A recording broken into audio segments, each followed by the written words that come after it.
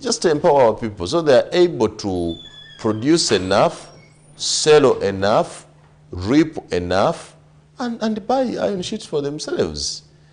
I don't think, anyway, it's the government of the Republic of Uganda. We cannot force them to think the way we think. Maybe we think the way we think because there are so much that we don't know or we may not know. But to me, I think, anyway, webityo webiri ebyamabati Rebecca daga nti anze kyafuna kugakala moja nafuna kugaluwero which means nti yafuna gali rightly belonging to Musoga. Kale ndoza katwidde to eyongereyo. Retire. Speaking amabati again last week twalabye ngojeko ebigabyo geddwa Mukyala Kadaga. We saw the Prime Minister comment on nsonga yemu nga she was interacting with akakiiko akakulembera Honorable Ababiku ak'ensonga z'obwa president. Again we saw the Vice President also comment and what captured my attention bye bigambo bya Prime Minister wa Uganda Mukyala Robinah Musafiri Nabbanja bwe yategeeza akakiiko ka Parliament. Of course yerwanyeeko n'agamba nti well kibi nnyo omuntu yenna okutwala amabaati agaali menti ogende Karamoja n'agatwala okukozesa ebintu bye nga bwe tugenda okuzanyira emboozi. But again waliwo n'ebigambo bye yayogedde which we need to look into. And again, I saw some people commenting ku bigambo bye bimu which we are going to show our viewers. But tutandike ne Mukyala Robinah Musafiri Nabbanja bwe yabadde mu kakiiko ka Parliament kano last week. This is the story. Some of these people are highly educated. When you look at Honorable Kitutu, she's a doctor. I don't know a doctor in which field, but she's a doctor. By the time you attain that,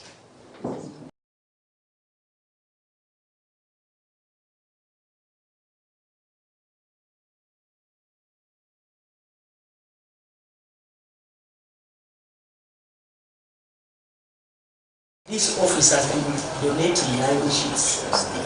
Even in Karamoja, you were there. Where are they? Isaba Minisita wa Uganda Robinah Nabbanja Musafiri yegaine ekyokuba mu beegabanya amabaati g'e Karamoja.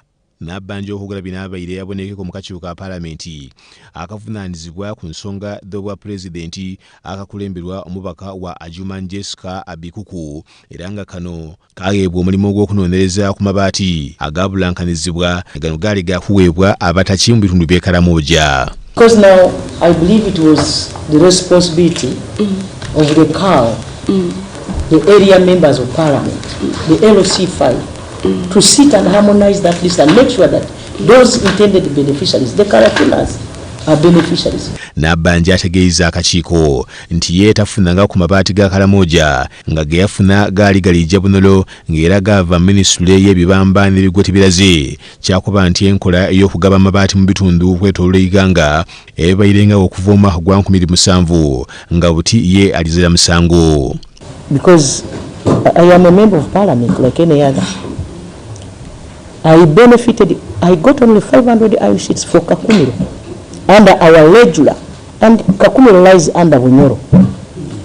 Really, even other members of Parliament from my districts, from my district and other districts under Bunyoro got iron sheets, and we distributed it to the vulnerable in our area.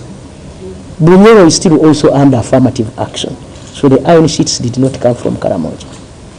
I want that clear. If our servants made a mistake in the stores, that is not me. Nabbanja bw'avuire gano agayira akakiiko ekirowoozo nti okumalawo ekizibu kino abaatwala amabaati agaali galina okujja e Karamoja abakali ogakolesa basayina okugayiza amangu n'embiro oba baafuna amabaati minisitule emebagwa bagayizeeyo bagatwala e Karamoja. Honorable members, I have been approaching some of you and telling you that this is not something that you can be proud of. No. And secondly, Like I already told you, the investigating officers, including Parliament, I think there is where you need to have certain things done in camera. Nabbanja yeetondeire Abannayuganda olw'ebyo ebyagwa wabula okusinziira ku ye ensonga y'amabaati ne yasooka okudimana era yataawo n'akakiiko okukola okunoonyereza waye nga teyayenda kubyasanguza mu bannamawulire ng'alina ekirowoozo nti binaageera munda. I got this information earlier than anybody in this country. So the investigations that you saw, some of them are my making. Usually I write to Auditor General, I write to IGG, Anti-Corruption Unit. It is one of my roles, but I don't go in papers to tell them now I have written. As you can see, I am now, no. For us, that's how the office is. Yeyina ntebe w'akakiiko kano Jessica Abikuku ategeeza ng'abantu abafu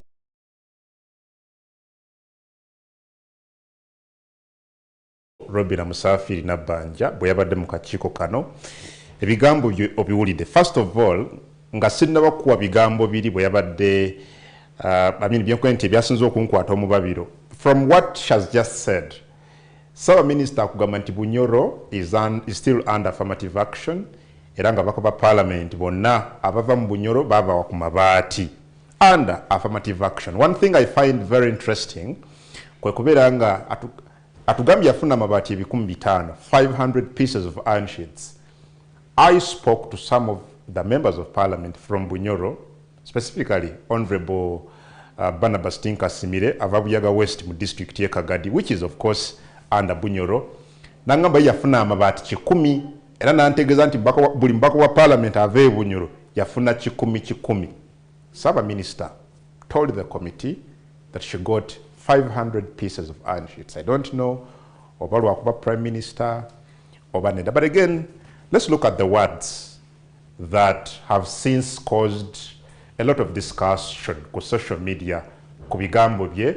Bweyagaye nti bw'otunuulira Minister nga Kitutu ne Minister abalala bali highly educated. How do you expect me to supervise such people? Let's listen to what the Prime Minister said. Some of these people are highly educated. When you look at Honorable Kitutu, she's a doctor. I don't know a doctor in which field, but she's a doctor.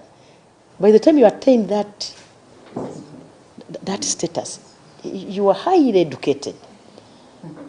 So for me, I don't know how you expect me to be monitoring her, a highly educated person of that caliber. Some of these people are highly educated. When you look at Honorable Kitutu, she's a doctor. I don't know a doctor in which field, but she's a doctor. By the time you attain that status, you are highly educated.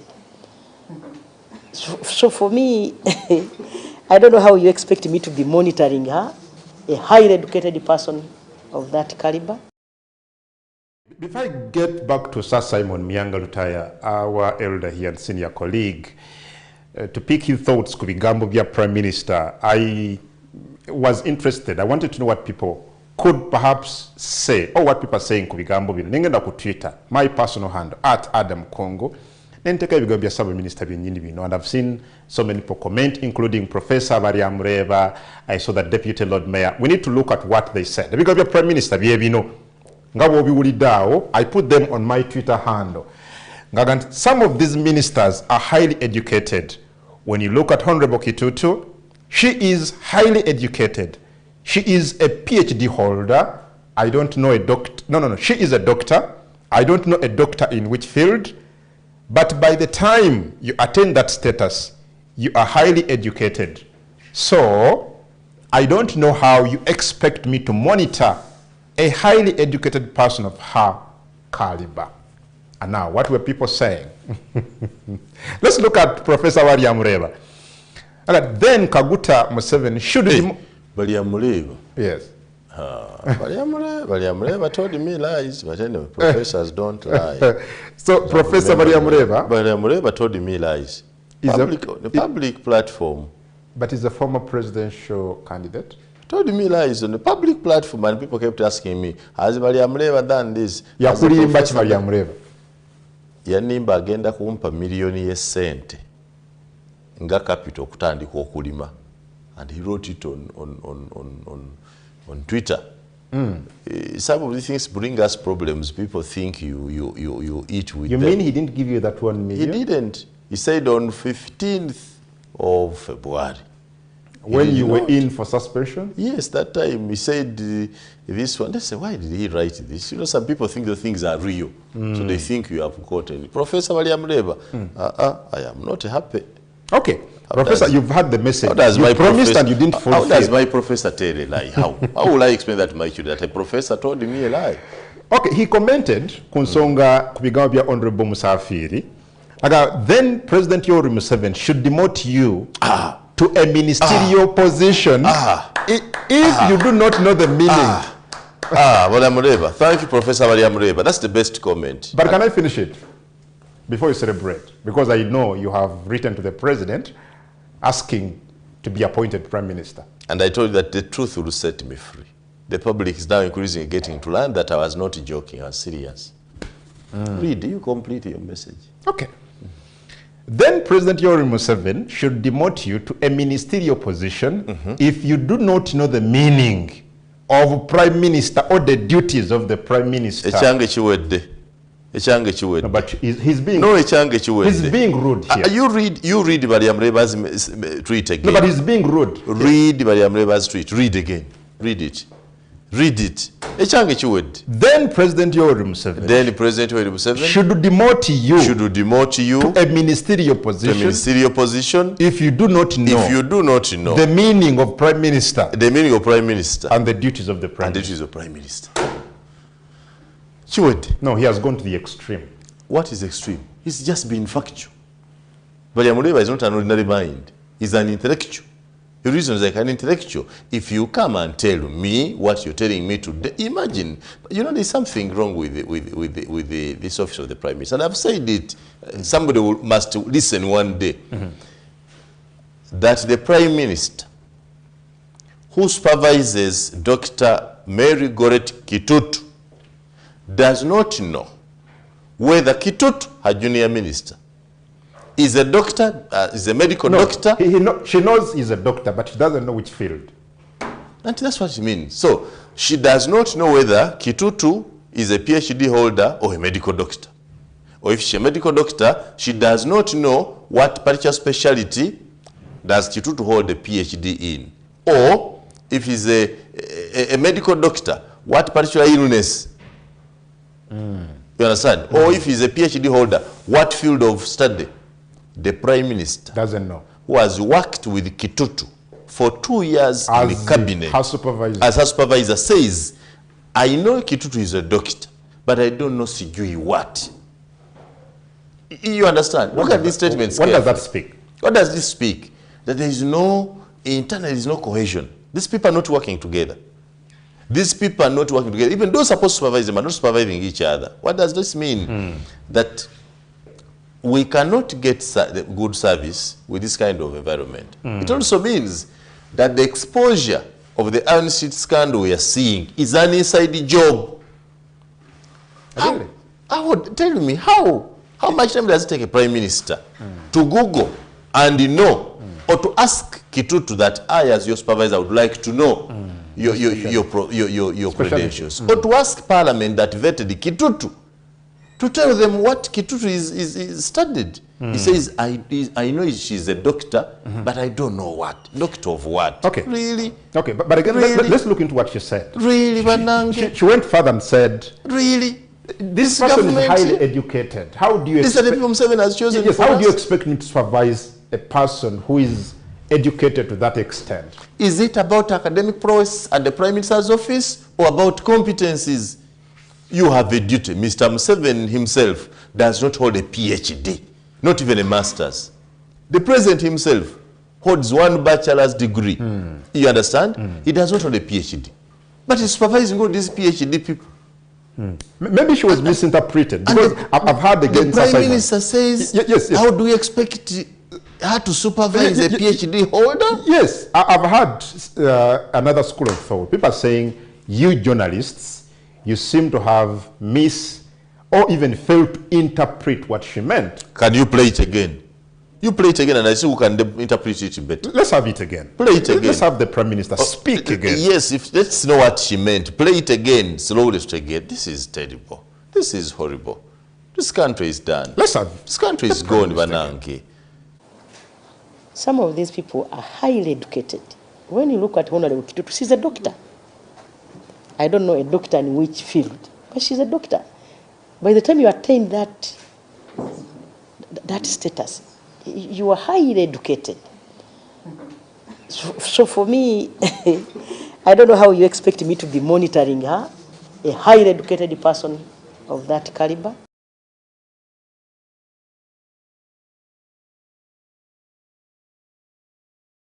Deputy Lord Mayor, Mwanyina's again, who? Doreen Nyanjura. Her comment was quite interesting also, because she goes ahead here to say, Honorable Robina Nabanja has passed a vote of no confidence in herself and her inabilities, in brackets then abilities, by clearly stating that she can't supervise all her subordinates. That is it. Agamba, welcome to the cabinet of fishermen and women. What have I been saying? I said here that I am the only savior of Mr. Museveni in this. It's only me, one single person like this, me, who can help Mr. Museveni to bring back the office of the Prime Minister to order. Read these statements. One would say we are undermining the person occupying the office. He said, how do you expect her? So it means that we would have allowed Mushara Nabanja to attain a doctorate and be Professor Musafi Robina Nabanja. So that she's a professor above these ones, for her to be able to supervise these ones. That statement, whether it was calculated.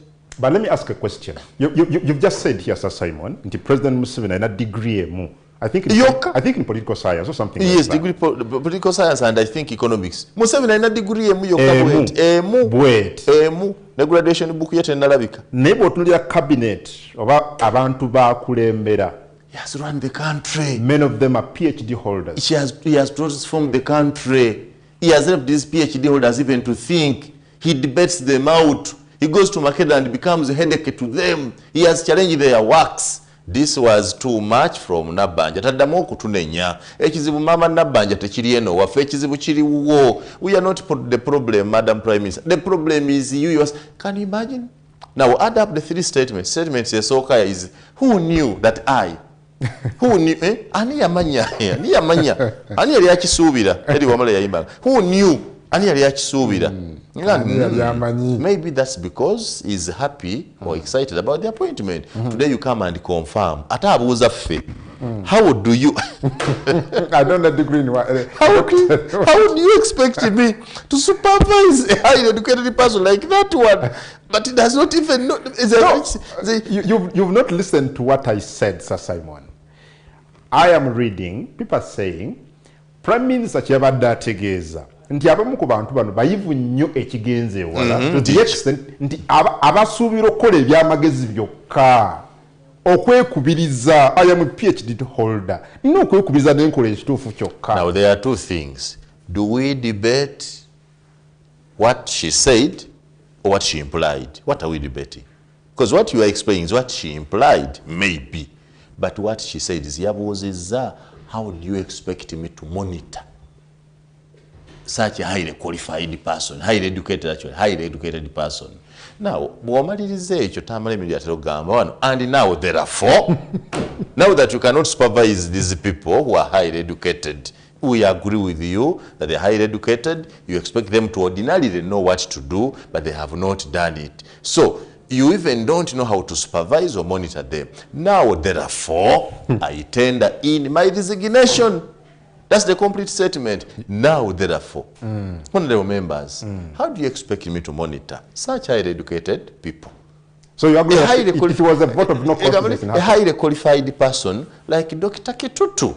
And therefore, honestly, I cannot supervise such people. And now, therefore, I tender in my resignation and advise His Excellency the President to find a qualified and able person like Simon Muyanga Rutaya for the office of the Prime Minister. Katuje, Tova.